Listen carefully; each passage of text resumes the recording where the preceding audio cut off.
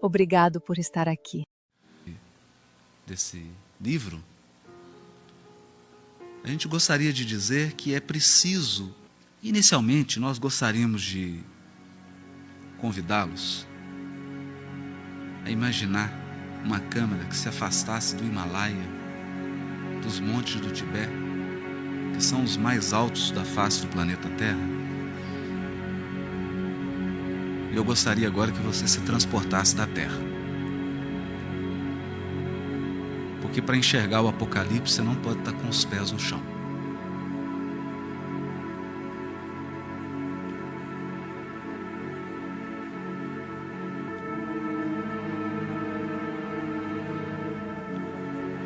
Nossa terra que parece gigantesca aos nossos olhos. É no concerto dos mundos um pequeno planeta. Um pequeno planeta. Um universo infinito, onde a evolução se processa não apenas na vida material, na vida física, mas em esferas espirituais que se desdobram para além da nossa imaginação. E é muito importante esse momento agora, porque nós costumamos dizer que as inteligências divinas que dirigem a evolução no orbe não utilizam relógio. O relógio que coordena os movimentos da evolução são os astros. Os planetas, os sóis, as constelações, as galáxias, as nebulosas.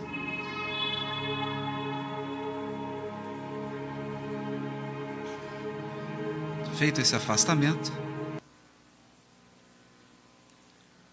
nós voltamos para alguns temas fundamentais. Deus, Espírito e Matéria, segundo a doutrina espírita. Vou passar um pouquinho rápido nisso. Rápido. Com a chegada da doutrina espírita, inaugurou-se no orbe um novo passo na religiosidade humana. Porque nós começamos a compreender que Deus é a inteligência suprema, a causa primeira de todas as coisas.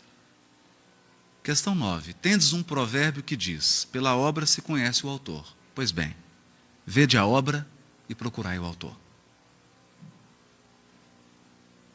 Para estar acima de todas as coisas, Deus não pode achar-se sujeito a nenhuma vicissitude, nem sofrer nenhuma das imperfeições que a imaginação possa conceber.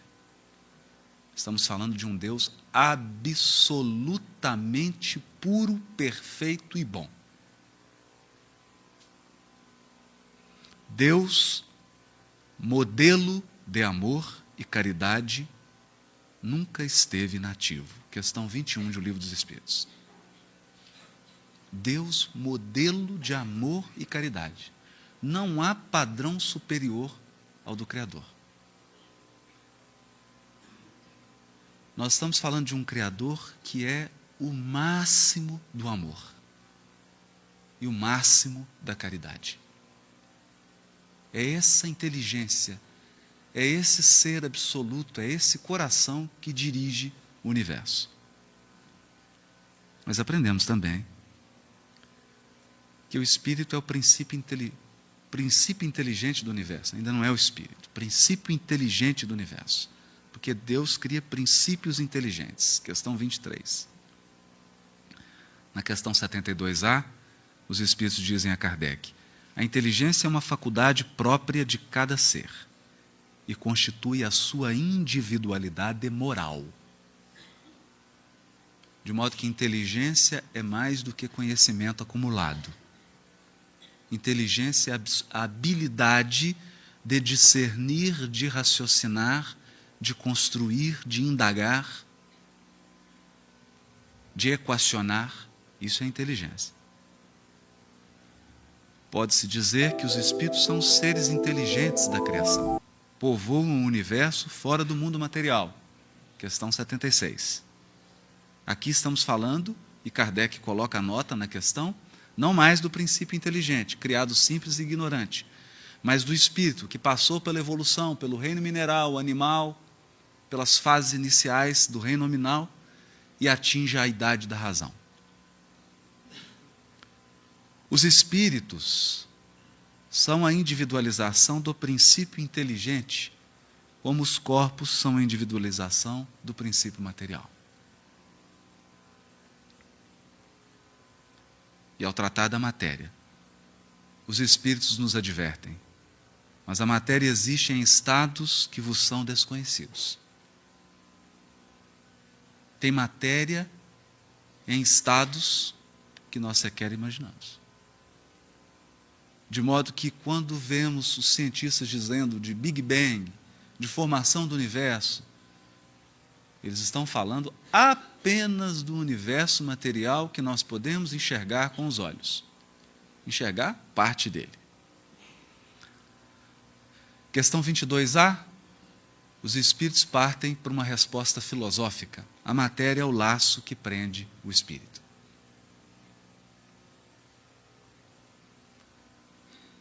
O fluido cósmico universal é, como já foi demonstrado, a matéria elementar primitiva. A gênese da matéria é o fluido cósmico universal. O fluido cósmico universal é o oceano no qual estamos todos mergulhados. Como princípio elementar do universo, ele assume dois estados distintos, o de eterização ou imponderabilidade, que se pode considerar o estado normal primitivo, e o de materialização ou de ponderabilidade.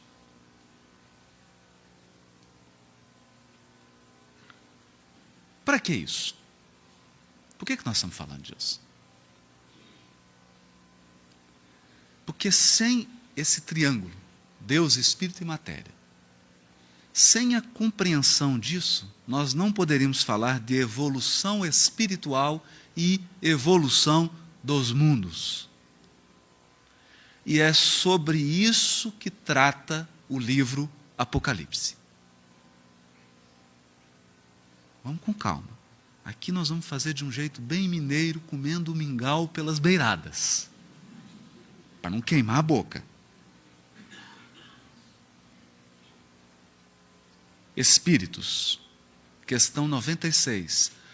Há muita literatura espiritualista no mundo. Mas com esse conteúdo que está no Livro dos Espíritos, particularmente, eu ainda não encontrei nada igual. Com certeza. Porque essa não foi uma obra individual do codificador. Essa foi uma obra coletiva dirigida pelo próprio Cristo. Os Espíritos são iguais ou existe entre eles uma hierarquia qualquer? São de diferentes ordens, conforme o grau de perfeição a que chegaram. Questão 96, traduzindo num bom mineirês. Tem gente pior do que eu e tem mais gente melhor. É isso. Não é porque é espírito que ele é melhor que você. Numa reunião mediúnica, você pode entrar em contato com um espírito que sabe menos que você. E como a ignorância tem certeza de tudo, cuidado. Questão 114. São os próprios espíritos que se melhoram. E melhorando-se, passam de uma ordem inferior para uma ordem superior. Sem privilégio. Não tem almoço grátis aqui. Cada um evolui de acordo com seu esforço, de acordo com a sua dedicação ao progresso próprio. Deus criou todos os espíritos simples e ignorantes, isto é, sem saber, questão 115. Deus não cria espíritos prontos, não cria anjos, nem demônios, não cria ninguém pronto. Cria princípios inteligentes, simples e ignorantes. Quando somos criados, não sabemos nada, sequer temos consciência de nós mesmos.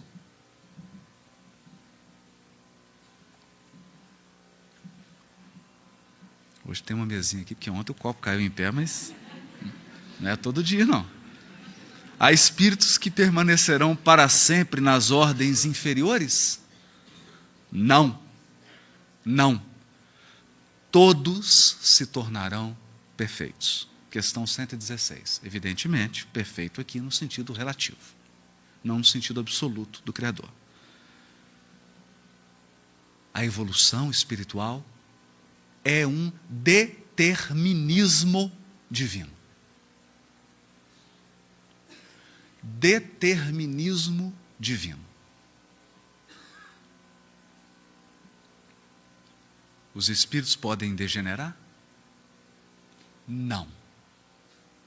Não. À medida que avançam, compreendem o que os distanciava da perfeição. Questão 118. O que pode é cair a máscara. Isso é outra coisa. Às vezes a gente acha que é algo, chega no mundo espiritual e vê realmente quem nós somos. Mas degenerar, isso não ocorre. Uma vez realizada a conquista espiritual, não há volta. Portanto, a doutrina de anjo caído é uma mitologia, é um símbolo. Depois que você chega a anjo, você não cai mais. Todos os espíritos passam pela fieira do mal para chegar ao bem? Não pela fieira do mal, mas por aquela da ignorância. O mal nunca foi um determinismo. Nunca. O mal é sempre uma escolha de cada um de nós. É bom deixar isso claro. É bom deixar isso claro. O mal é aquilo que nós atrapalhamos nos planos de Deus com relação à nossa pessoa. Como podem os espíritos em sua origem, quando ainda não têm consciência de si mesmos, ter a liberdade de escolher entre o bem e o mal? Olha, eu vinha conversando com o Francisco, no avião, como que o Kardec conduz com as suas perguntas, como que ele sabe explorar a sabedoria dos espíritos que orientava a codificação. Aqui é uma pergunta propositiva. Ele está dizendo assim, os espíritos na sua origem, eles não têm consciência de si mesmos, é isso que ele está afirmando. Quando os espíritos são criados, na sua origem, eles não têm consciência. Quem não tem consciência, como é que pode escolher entre o bem e o mal? E os espíritos respondem, o livre-arbítrio se desenvolve à medida que o espírito adquire consciência de si mesmo. Então, o livre-arbítrio é como uma sementinha que vai crescendo à medida que nós vamos evoluindo. Isso significa dizer que no início da evolução impera o determinismo divino. Quase que de forma absoluta. E o determinismo divino vai se afastando, vai ficando por trás, permitindo que o nosso livre-arbítrio, que a nossa inteligência, que a nossa capacidade de discernir e escolher possam funcionar. Mas isso é gradativo. E o mais bonito disso tudo, quando nós atingimos o auge da pureza espiritual, quando o nosso livre-arbítrio atinge o mais alto nível, nós nos postamos diante de Deus e dizemos para Ele, eis aqui o teu servo, faça-se em mim segundo a tua vontade. Porque Deus é perfeito. E quando a gente ficar um pouquinho mais inteligente, a gente só vai querer o que é perfeito. Os espíritos que desde o princípio seguiram a rota do bem, têm necessidade de encarnação? Será que a encarnação é um castigo? Será que ter um corpo de carne é uma exceção? Os espíritos respondem, questão 133. Todos são criados simples e ignorantes e se instruem nas lutas e tribulações da vida corporal. Deus, que é justo, não podia fazer felizes a uns sem fadigas e sem trabalho, e por conseguinte, sem mérito. Não tem exceção. A encarnação também é um determinismo. Precisamos passar pelos mundos materiais, precisamos passar por esses estágios em que temos um corpo físico que varia entre 45 quilos e... Bom, deixa para lá. Qual dos dois, o mundo espiritual ou o mundo corporal, é o principal na ordem das coisas? O mundo espiritual que preexiste e sobrevive a tudo.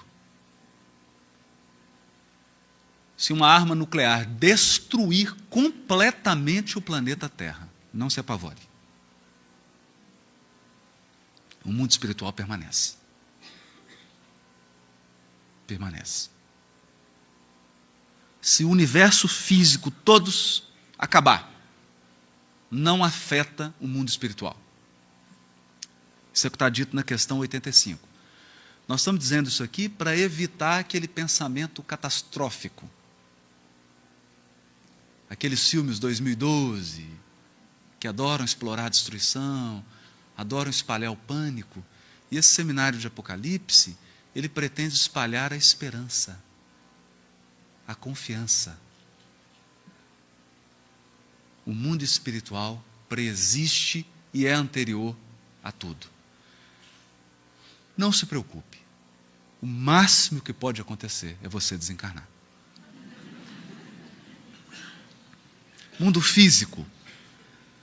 Tudo que se pode dizer e podeis compreender. Olha. Tudo que se pode dizer e que podeis compreender. Aqui os Espíritos estão dizendo assim, não, tem coisa que não vai dar para falar. Vocês não compreenderiam. É que os mundos se formam pela condensação da matéria disseminada no espaço. Mais ou menos assim. O fluido cósmico é esse oceano. De repente, partes se condensam e formam constelações, galáxias, nebulosas. Condensação do fluido cósmico. Pode um mundo completamente formado desaparecer? E a matéria que o compõe disseminar-se de novo no espaço? Sim. Deus renova os mundos como renova os seres vivos. O Chico dizia, tudo que eu aprendi na doutrina espírita é que precisamos nos renovar. Deus renova. Assim como nascemos, crescemos, envelhecemos e desencarnamos, os mundos também. A lei de renovação permanente. Tudo se renova para se aperfeiçoar. Tudo se renova para aperfeiçoar. Esse é o objetivo.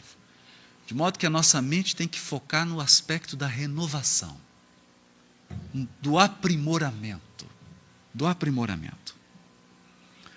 O mundo corporal poderia deixar de existir ou nunca ter existido sem que isso alterasse a essência do mundo espiritual? Em tese, sim.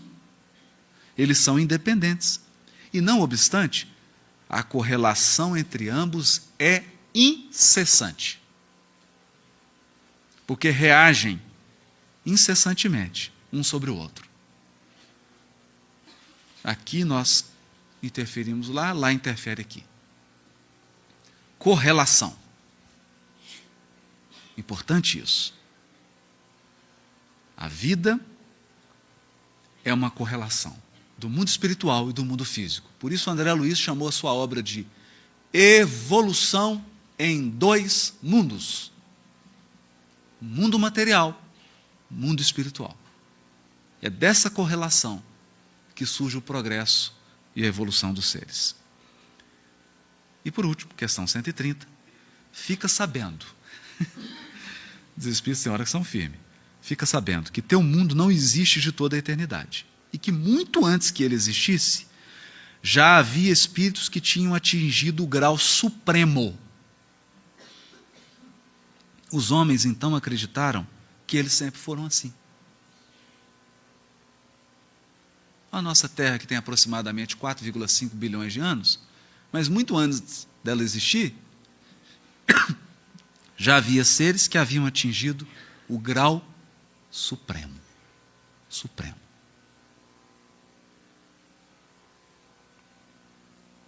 Tudo isso. Mostrar que há uma perfeição nas formas físicas. Os espíritos puros que trabalharam com Jesus precisaram apresentar um currículo extraordinário. Porque Jesus é exigente, o Criador é exigente. É tudo perfeito. Lei do progresso e lei da destruição. O progresso moral acompanha sempre o progresso intelectual? É a sua consequência, mas nem sempre o segue imediatamente. Questão 780. O progresso completo, ou seja, intelectual e moral, constitui o objetivo. Mas os povos, como os indivíduos, só o atingem gradualmente, um passo de cada vez. Enquanto o senso moral não se houver desenvolvido neles, senso moral, pode mesmo acontecer, falta um R, que se sirvam da inteligência para a prática do mal. Isso não acontece aqui na Terra, né? Moral e a inteligência são duas forças que só se equilibram com o passar do tempo. Quando há apenas progresso intelectual, eu tenho um químico trabalhando para produzir cocaína. Eu tenho um físico trabalhando para produzir bomba atômica. Ou armas de destruição em massa. Isso é progresso intelectual. Porque é preciso muita inteligência, muita habilidade, muita arte para construir esses instrumentos. É inteligência, isso é sinal de progresso. O fato de ser usado para o mal revela que falta o senso moral. Esse é o trabalho de Jesus. Aperfeiçoar o nosso senso moral. Nosso senso moral. Há o progresso regular e lento, que resulta da força das coisas. Agora nós vamos começar a entrar no Apocalipse. Quando, porém, um povo não progride tão depressa quanto deveria, Deus o sujeita de tempos em tempos, de tempos em tempos, a um abalo físico ou moral que o transforma. De quanto em quanto tempo? Eis a questão. Qual que é o tempo? Quais são os ciclos? Visando o progresso, como a humanidade caminha em passo de formiga e sem vontade, de tempo em tempos tem uma chacoalhada. Seja física, seja moral. E ela dá um salto. São saltos. É sobre isso que vai tratar o livro Apocalipse. Questão 783 de O Livro dos Espíritos. De tempos em tempos.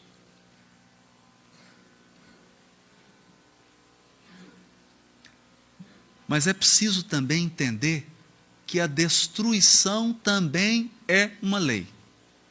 Destruição das formas. É preciso que tudo se destrua para renascer e se regenerar. Pois isso a que chamais destruição não passa de uma transformação que tem por fim a renovação e a melhoria dos seres vivos. Os corpos físicos se destroem para se aperfeiçoarem. Porque se não houvesse isso, nós estaríamos com o corpo de um Neandertal até hoje. As formas físicas vão se aprimorando. Mas para haver renovação, destruição. Destruição para nós. Nós encarnados que estamos aqui, imaginamos que está sendo destruído, mas o mundo espiritual vê isso como transformação, que tem um objetivo: renovação e melhoria. Renovação e melhoria. A necessidade de destruição é a mesma em todos os mundos? É proporcional ao estado mais ou menos material dos mundos. Deixa de existir quando o físico e o moral se acham mais depurados. Então, esse processo é típico dos mundos materiais. Quanto mais material o mundo, mais sujeito aos processos de renovação pela destruição. É uma lei.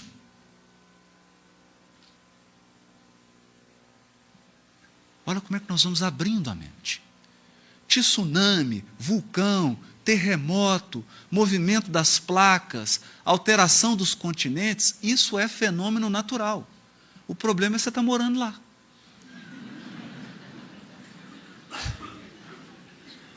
Esse é que é o problema.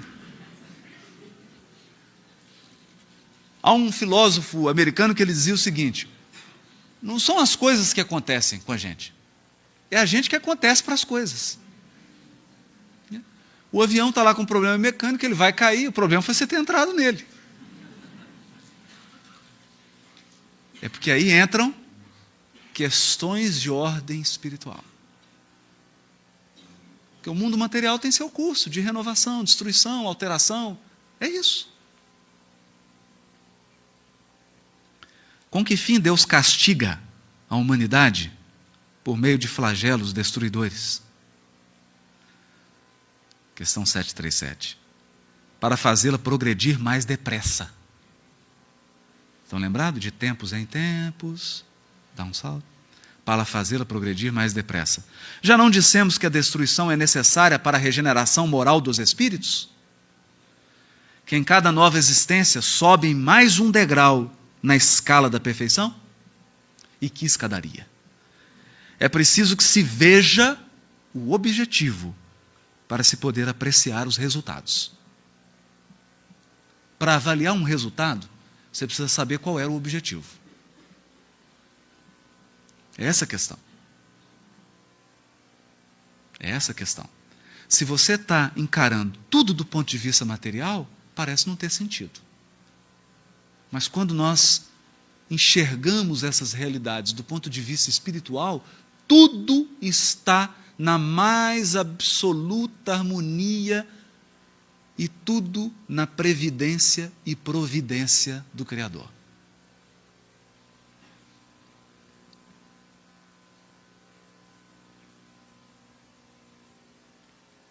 Na revista LBV, numa entrevista dada por Chico Xavier em 5 de janeiro de 1954,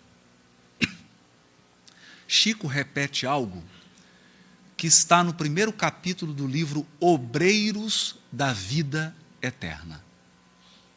Ele diz assim: muito em breve, isso era 54, o homem estará ligado à glória da religião cósmica, da religião do amor e da sabedoria, que o cristianismo renascente, no espiritismo de hoje, edificará para a humanidade, ajustando-a ao concerto de bênçãos que o grande porvir nos reserva. Todas as teologias hoje, todas as religiões, ainda enxergam a Terra como o centro do universo. Deus é um Deus terráqueo, terreno. Ele está preocupado com a salvação de uma pequena população de em torno de 8 bilhões de pessoas. Será? O que nós apresentamos até agora foi uma visão cósmica. Existem aproximadamente no nosso mundo material, segundo a estimação dos cientistas, que com certeza deve estar equivocada, deve ser muito mais de 200 bilhões de galáxias. 200 bilhões de galáxias. Sabe como Deus é chamado na Bíblia hebraica? Senhor das Tsevaot. Tsevaot é uma palavra engraçada. Você pode traduzir por exército. Senhor dos exércitos. Mas não é uma tradução boa. Porque Tsevaot também é estrelas. Então a melhor tradução seria o Senhor das estrelas. Sabe por quê? Porque na linguagem simbólica da Bíblia hebraica, Deus diz para Abraão: olha para o céu, Abraão, você é capaz de contar as estrelas? Ele fala: não, assim será a tua descendência. Coitado. Falava para aquele homem peregrino: olha para as estrelas. Eu vou te conduzir para uma religião cósmica, porque eu sou o Senhor das estrelas. E é por isso que o Espírito de verdade no Evangelho segundo o Espiritismo, não é à toa que está no Evangelho segundo o Espiritismo. Os Espíritos do Senhor, que são as virtudes do céu, qual o imenso exército, Tsevaot, que se movimenta sob o comando de um general, vem iluminar e abrir os olhos da céu, né? Quais estrelas cadentes, Tsevaot de novo. Então nós estamos aproximando desse momento da religião cósmica, do amor e da sabedoria. Do amor e da sabedoria. Por isso que a doutrina é tríplice. Filosofia e religião se irmanam na sabedoria. E a religiosidade da doutrina espírita, que no fundo é moral cristã genuína, nos conduz ao amor.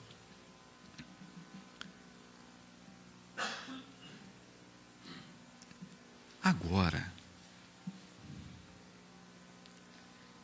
nós vamos tratar de uma questão interessantíssima desse seminário. André Luiz, no Evolução em Dois Mundos, utilizando uma terminologia adequada ao século XX, vai chamar esses seres de co-criadores em plano maior. Então existe um Criador, que é Deus. E nós co-criamos. Deus dá a argila e nós moldamos a argila.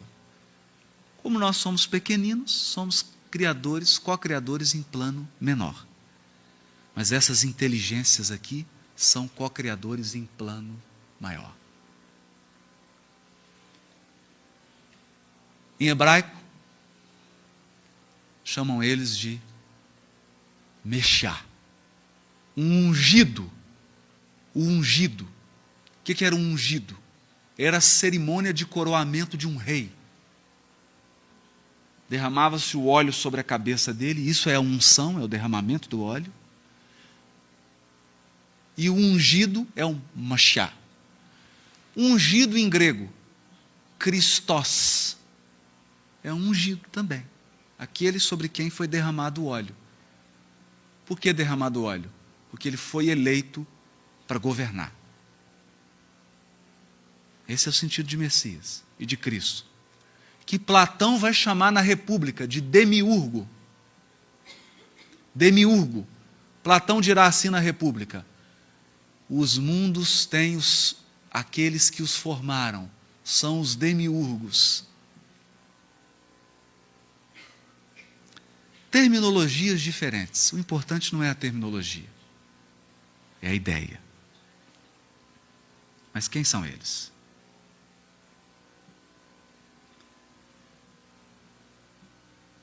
Nessa substância original, fluido cósmico,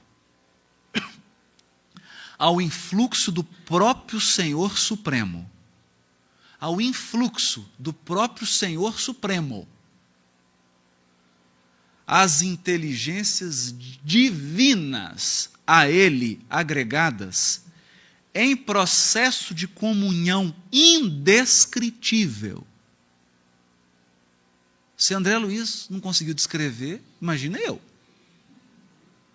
Como que esses Cristos se relacionam com Deus? Eles estão num processo de comunhão com Deus mesmo, Criador. Comunhão.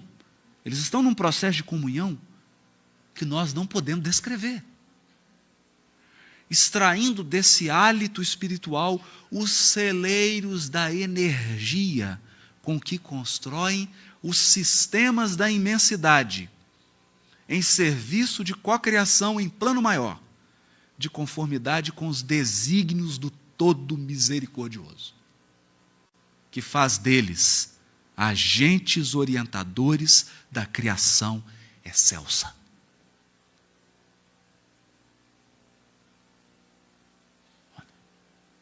Nós estamos falando de algo grandioso.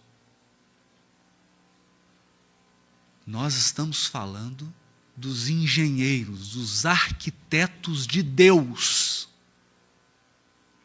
Criador das diretrizes, e eles, em serviço de cocriação em plano maior, se transformam em agentes orientadores da criação excelsa. Eu conheço um deles. Nasceu lá na Galileia. Vocês também conhecem. Todos aqui conhecem. Todos aqui já ouvimos a voz dele. Gênesis capítulo 1, versículo 1. Primeiro versículo da Bíblia hebraica. É um desafio. Sabe o que está dito lá? Bereshit bara Elohim et hashamayim ve'et haaretz. Entenderam? No princípio, bara. Traduziram. Criou. Bara não é criar. Bara é formar, moldar, plasmar. Elohim é Deus no plural. O céu, Zé, no plural? Mas eu achei que era um Deus só. Não é um Deus só. Você não está entendendo? Procurando na tradição judaica, a interpretação do primeiro versículo da Bíblia hebraica. O que eles dizem? Encontrei um comentário de um sábio antigo. Ele dizia assim: Deus dispunha de um conselho de anjos, a quem ele consultava para criar. Conselho. Por quê? Porque, na verdade, eles não criam, eles formam. Quem cria é Deus. Deus cria o fluido cósmico.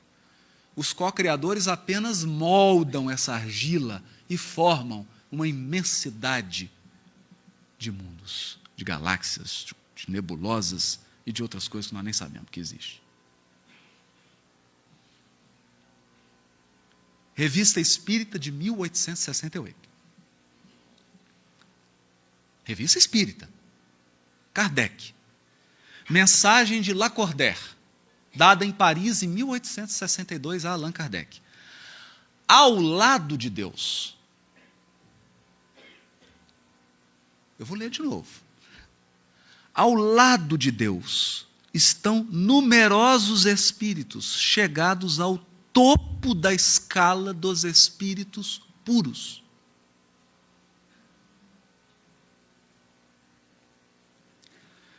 Eu tinha um senhor lá em Belo Horizonte, Leão Zalho, que ele falava assim: a evolução começa a ficar divertida quando você fica espírito puro. Aí que a escada fica boa de subir. É aí que começa mesmo. Nós estamos falando de espíritos que chegaram ao topo da escala do espírito puro. Quando você se transformar em espírito puro, você está no jardim da infância aqui. Chegaram ao topo, que mereceram ser iniciados em seus desígnios. Você começa a ser iniciado nos desígnios de Deus, para dirigirem a sua execução. Deus escolheu dentre eles seus enviados superiores, encarregados de missões especiais. Podeis chamá-los Cristos.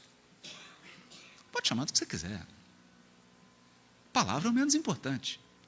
Temos que entender o processo.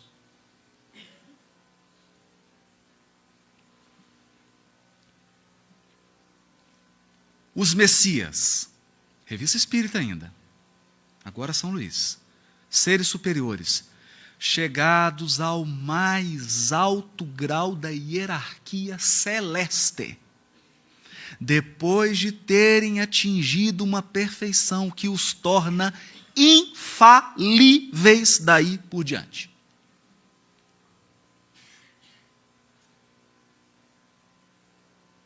E acima das fraquezas humanas, mesmo na encarnação. Volta. Antes de você chegar nesse nível aqui, você pode encarnar e falhar. Quando Alcione sai lá de Sírios, o orientador dela fala: você tem certeza que você vai, minha filha? É arriscado.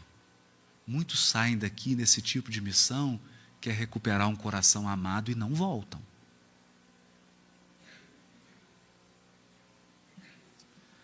Admitidos nos conselhos do Altíssimo. Encontrei os conselhos aqui, da tradição judaica. Admitidos nos conselhos do Altíssimo. É a diretoria de Deus. Eu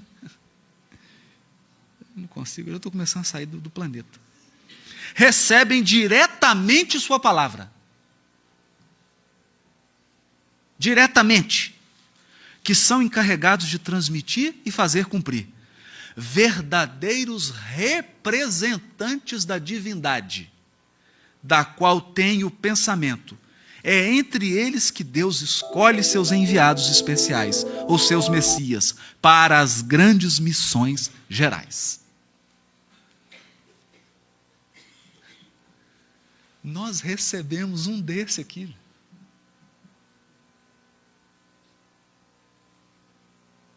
Nós recebemos um deles.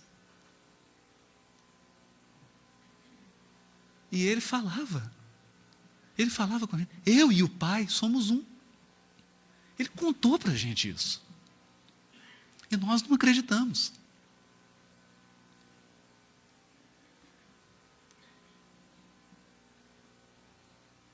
A caminho da luz. Capítulo 1. Rezam as tradições do mundo espiritual que na direção de todos os fenômenos do nosso sistema existe uma comunidade de espíritos puros e eleitos pelo Senhor Supremo do Universo, em cujas mãos se conservam as rédeas diretoras da vida de todas as coletividades planetárias. Parece uma poesia esse parágrafo do Emmanuel. Comunidade de espíritos puros. São os Elohims. Esses são os Elohims. É a comunidade de espíritos puros. Estão preparados? Antes do intervalo? Vai haver uma despressurização agora. Agora vai começar. Até agora era aquela entrada, aquela alfacezinha, tem um tomatinho assim, só para começar. Porque não tem como falar de Apocalipse sem passar por isso. Porque senão a pessoa começa a fazer ideias assim infantis. Agora está começando. Agora está começando. Vocês querem com emoção ou sem emoção? Chega lá em Natal, aquele bug assim, fala, com emoção ou sem emoção? Você fala com emoção. Vamos com emoção. Com emoção. Livro Na Era do Espírito. Herculano Pires, Francisco Cândido Xavier. Olha o que o Chico diz para o Herculano. Consideramos Jesus Cristo como sendo espírito de evolução suprema, em confronto com a evolução dos chamados terrícolas que somos nós outros. Não o Senhor do sistema solar. Ai, meu Deus. Não é possível. Espírito de evolução suprema. Aí o que eu faço? Às vezes eu pego algumas revistas assim que tem piadas. Aí você pega aqueles filmes, Jesus se apaixonando por Maria Madalena, tendo filhos, Jesus caindo na tentação, é piada. E é piada de mau gosto. É piada de mau gosto. É como você dar uma régua de 30 centímetros para uma criança e dizer para ela, mede Curitiba. Nós queremos medir Jesus por nós? Nós queremos avaliar os processos psicológicos de Jesus tomando como medida nós?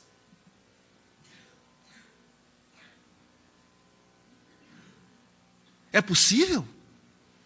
Não. É impossível. Por isso, sempre considerei perigosa essas abordagens. Não, naquela passagem do Evangelho, Jesus sentiu isso. Ai, como é que você sabe? Como que você sabe? Um espírito inferior penetrar no psiquismo, no sentimento de um superior? Eu nunca vi isso. Eu já vi o contrário. Nós estamos falando do espírito de evolução suprema em comparação conosco na Terra. Suprema. Mas, o Chico diz assim, acho formidável o que o professor Herculano Pires disse. Ele falou sobre Demiurgo. Lá, Platão, os formadores dos mundos. Quer dizer que Jesus seria o Demiurgo da Terra. E o demiurgo do sistema solar será então um demiurgo da mais alta potência construtora. Daqui a pouco cai a máscara. Para você colocar o oxigênio. A comunidade de espíritos puros que regem o sistema solar tem um Cristo que a coordena e não é Jesus. É isso que o Chico está dizendo. É um espírito de mais alta potência construtora.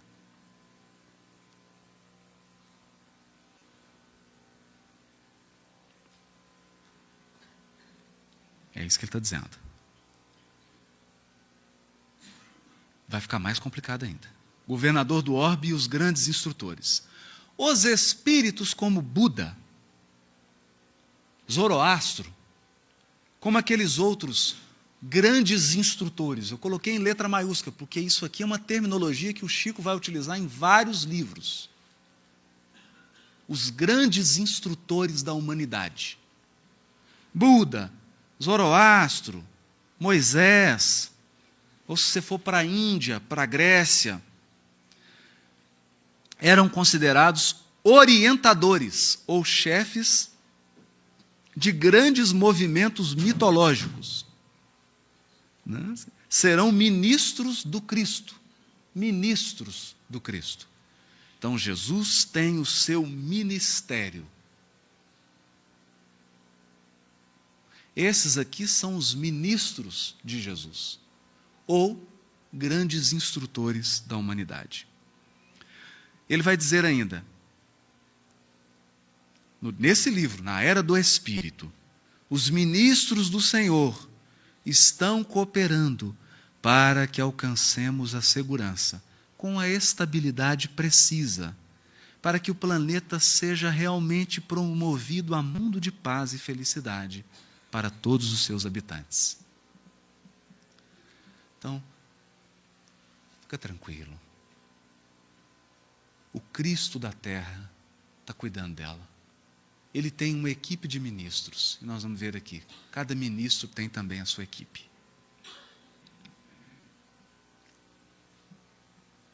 Que é algo interessante. É a estrutura de nosso lar. Governador, 72 ministros, divididos em 6 ministérios, que 6 é o número do homem na Bíblia hebraica. É o símbolo do homem. Tanto que o homem foi criado no 6º dia.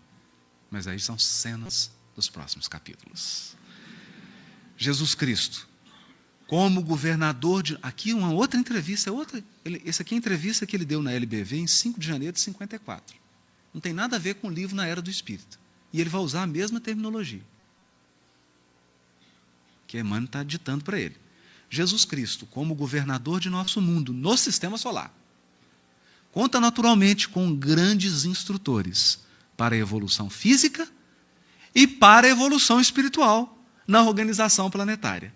E subordinados a estes ministros, conta ele com uma assembleia de múltiplos instrutores de variadas condições que lhe obedecem às ordens e às instruções numa esfera cuja evolução, de momento, escapa à nossa possibilidade de apreciação.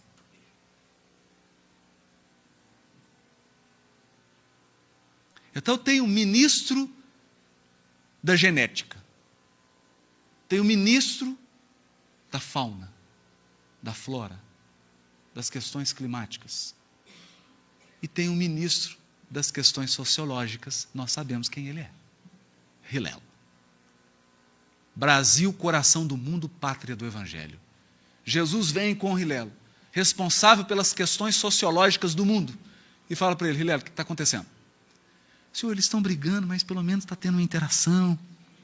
Hillel, conversa direito. O que está acontecendo? Está difícil. Está difícil, mestre. Está difícil aqui. Foi por isso que eu te escolhi. Qual é o lugar aqui, Hillel, em que é possível ver o cruzeiro? Não o cruzeiro do oeste, o cruzeiro do sul. Ele fala: vou te encaminhar para lá, mestre. Acha que Jesus não sabia? Você acha que Jesus não sabia? Não, não é isso. Jesus está sempre fazendo pergunta, procurando o desenvolvimento. Porque Hillel, ao ser ministro de Jesus, também está em aprendizado evolutivo. Se Jesus dá a maior prova de humildade, porque ele fica ao nosso lado e permite que nós façamos escolhas, mesmo sabendo das desastrosas escolhas que nós fazemos. O instinto maternal, o mais nobre de todos, fica realçado e enobrecido. Por intermédio da mãe, o próprio Deus vela pelas suas criaturas que nascem. Por isso Chico dizia: a maternidade é um segredo entre a mulher e Deus. Porque através da mãe, Deus cuida dos seus filhos.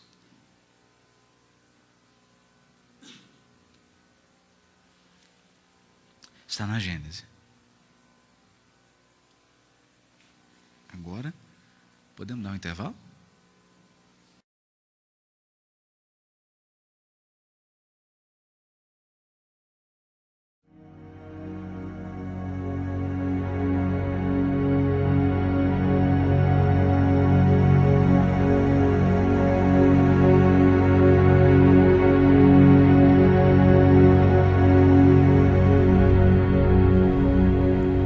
Começando a entrar nos ciclos. De tempos em tempos, Deus atua de forma impactante para que a humanidade dê um salto. Mas antes eu quero fazer uma advertência. Ciclo é o movimento de rotação de um corpo celeste em torno de outro. A rotação da Terra em torno do Sol dá o que nós chamamos de ano. Nós chamamos de ano. A rotação da Lua em torno da Terra dá o que nós chamamos de mês. Não tem jeito de medir um ciclo por outro. Sempre dá impreciso. Sempre, sempre, sempre. A maioria dos nossos calendários são calendários lunisolares. É uma mistura da rotação da Lua em torno da Terra e da rotação da Terra em torno do Sol. Como não tem como você medir um ciclo pelo outro, Qual o jeito de você ter precisão absoluta? Você ficar acompanhando a Terra enquanto ela se movimenta em torno do Sol, de fora. Então você tem que ter uma nave espacial e ir movimentando com a Terra. Nós vamos dar dados cronológicos aqui, mas isso não pode ser interpretado ao pé da letra, porque nós estamos medindo um ciclo pelo outro. Não vai dar exato. Então, esse acontecimento dura tantos anos. Como é que eu meço o movimento de rotação do sistema solar em torno da constelação de Hércules por ano, sendo que ano é a rotação da Terra em torno do Sol? Como é que mede isso? Não tem como medir. São dados aproximados. Dados aproximados. O que já nos advertiu Jesus. Daquele dia e hora, nem o Filho, nem os anjos do céu sabem, mas só meu Pai. Porque os ciclos vão se ampliando e nós vamos perdendo referência. Vamos perdendo referência. Então aqui é preciso ter só esse cuidado. São medidas aproximadas. Mas o segredo aqui é que tudo é cíclico. Cíclico. Primavera, verão, outono, inverno. As fases da lua. Tudo na vida é ciclo. Do ponto de vista de tempo. São ciclos. Ciclos. Então, feitas essas observações, porque nós já tivemos ocasiões em que as pessoas ficaram fazendo conta matemática. Não, você errou aqui por 0,0013. Não tem como. É preciso entender essa limitação do processo de medição. Então, aqui a gente vai vendo esses ciclos todos, né? E vamos entrar agora.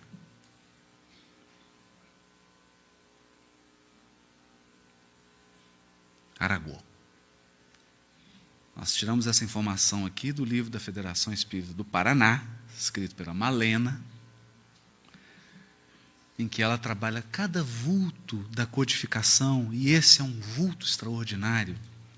Esse homem foi físico, astrônomo, nasceu em 1786, na França, publicou obras em 13 volumes, e além disso, ele ocupou cargo de deputado, ministro da Marinha e ministro da Guerra.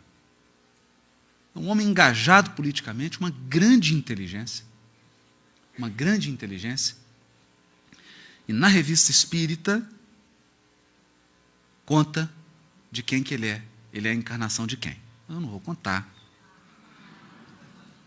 Podcast com Henrique Baldovino, nós vamos dizer quem é. Bom, o que esse homem diz no livro A Gênese? Agora vamos começar. Cada corpo celeste, Lua, Terra, Marte, Vênus, Sol, etc, etc, etc, etc, Via Láctea, cada corpo celeste, além das leis simples, né, que presidem a divisão dos dias e das noites, das estações, etc. Isso é o simples. Isso é o que todo mortal sabe. Primavera, verão, outono, inverno, dia, noite. Todo mundo sabe isso. Todo mundo sabe que é cíclico. Por exemplo, agora nós estamos no verão em Curitiba, né? Todo mundo sabe, porque isso fere os nossos sentidos físicos. O que o Aragô está dizendo aqui? Transcenda. Transcenda.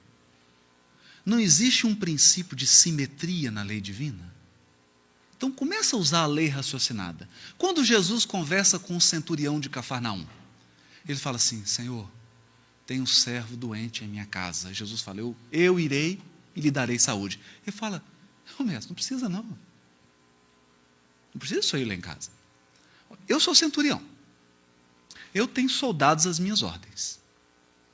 Eu digo para o soldado assim: soldado, sim, senhor, vá em tal lugar e cumpra essa missão. O soldado vai.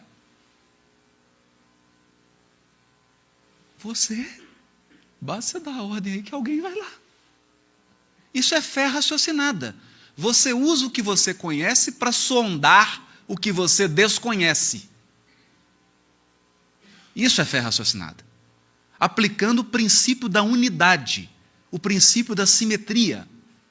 Se existem ciclos da vida, se existem ciclos dia e noite e as estações do ano, existem outros.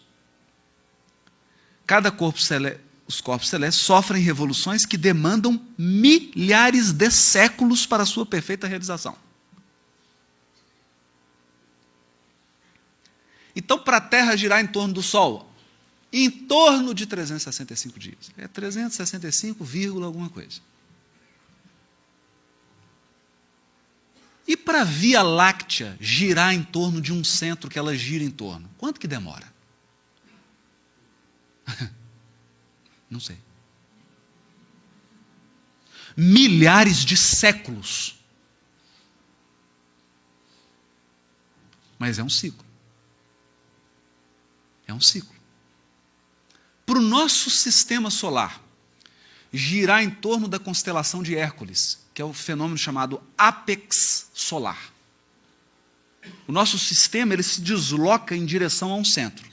O sistema solar como um todo. Então está todo mundo girando em torno do Sol, mas o próprio Sol está se movimentando.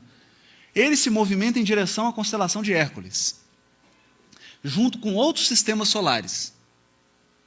Gira em torno de alguma estrela. Quanto tempo demora isso? Essa nós sabemos. Aguardem. O homem não abarca senão as fases de duração relativamente curta, cuja periodicidade pode constatar. Lua nova, lua nova, lua nova, lua nova, lua nova. Primavera, verão. Os que orientam o nosso grupo de estrelas, os que orientam os sóis, aspiram naturalmente a formar um dia na coroa de gênios celestiais que amparam a vida e dirigem-na no sistema galáxio em que nos movimentamos. Então, esses que estão na Hércules estão falando assim, tem um condomínio no centro da Via Láctea, é tudo de bom. Quero ir para lá. E sabe, meu amigo, que a nossa Via Láctea, viveiro e fonte de milhões de mundos, é somente um detalhe da criação divina, uma nesga do universo. Vocês desanimaram? Por quê? Nós temos a eternidade, você vai ficar fazendo o quê? Como é que você pretende gastar a sua eternidade?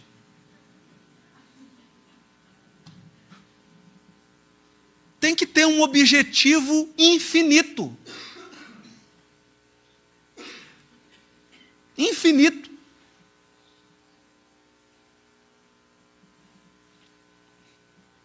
Dá uma sensação de pequenez, né? Uma sensação de pequenez. Agora é o Chico no livro Na Era do Espírito. O que o Chico fala? Um dia ele chegou e falou, mano, me explica esse negócio de Cristo, de Messias, coordenador. Aí o Chico falou, o Emmanuel falou, Chico, isso é complicado, meu filho, você não vai conseguir entender. Não, mas explica. Então tá, você está preparado? Eu vou te levar para uma viagem. E começou a levar ele para o mundo espiritual e abriu-se um painel diante dele. Apareceu então a Terra, na comunidade dos mundos do nosso sistema evolutivo em torno do Sol. O nosso Sol, depois, em outra face do painel, evoluindo para uma constelação que, se não me engano, é chamada de Andrômeda. Se enganou. É Hércules. Está no Obreiros da Vida Eterna. Ou então a de Hércules se movimenta em torno de Andrômeda. Mas aqui ele mesmo falou, se não me engano. Depois essa constelação, arrastando o nosso sistema e outros sistemas solares, evoluía em direção a outra constelação que já não tinha nome na minha cabeça. Essa outra constelação avançava para outra muito maior dentro da nossa galáxia. Depois apareceu a nossa galáxia imensa, e a nossa galáxia evoluía com outras galáxias em torno de uma nebulosa enorme. e que Emmanuel me disse que passava a evoluir em torno de outras nebulosas.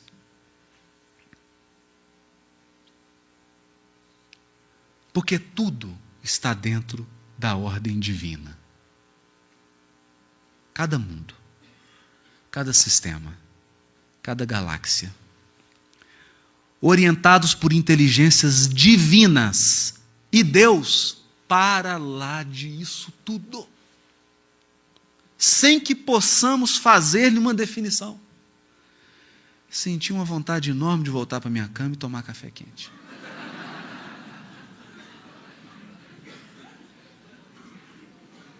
Nossa, tomar um café. Até eu agora, fiquei assim meio tonto. Um pãozinho de queijo, um queijo Minas.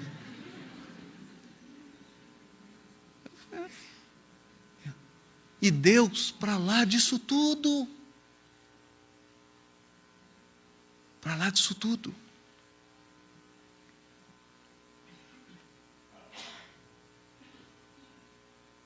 Agora.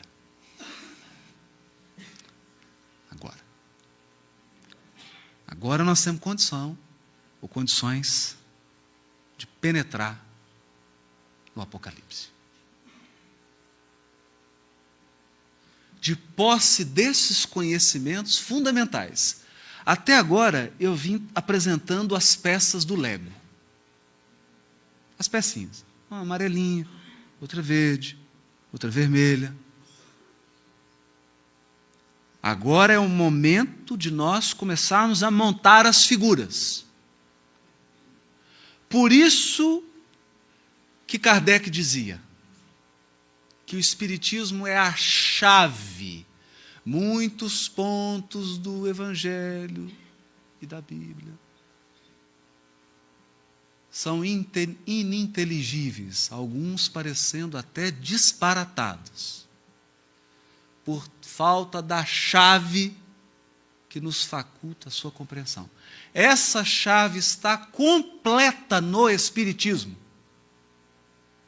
como já compreenderam alguns, e como todos compreenderão um dia. Evangelho segundo o Espiritismo. Introdução. A chave. Vamos abrir a porta? Pode abrir? Então vamos.